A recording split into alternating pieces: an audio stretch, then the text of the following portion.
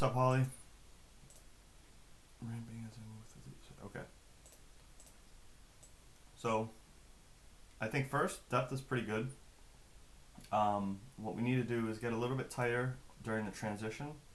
Just watch what happens to your knees. So you hit depth, and then the knees kind of come forward a bit. See that slight shift?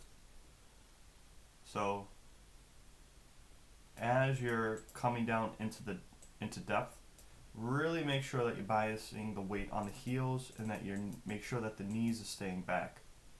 Okay. Aside from that, this rep was a little bit high, but most of these were really good depth. You know, I'm looking at the hip crease, making sure that it's below the top of the knee. All right. This actually was, I think, your best rep. Notice how when you hit the hole, your knees don't slide forward. So yeah, I want every rep to sort of look like that fourth rep. And then I think what happened here is you started losing your weight forward a bit. You can see how everything's kind of shifting forward. So make sure that we're feeling the weight in the heels and we're staying tight during that transition.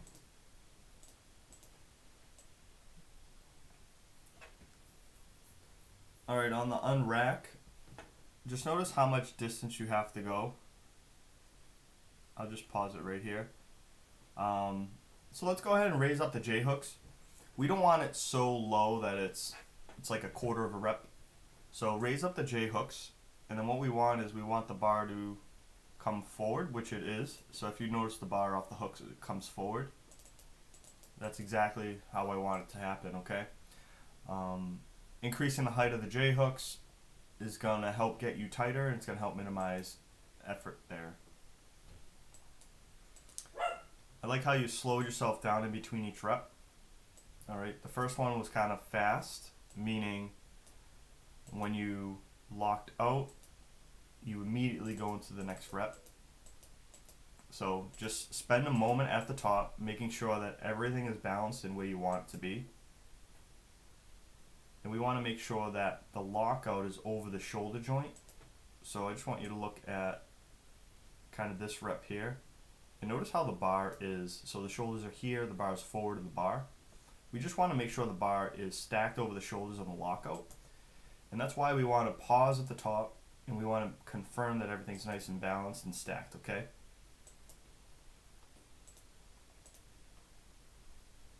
Add 5 more pounds to the second set. Okay, let's see.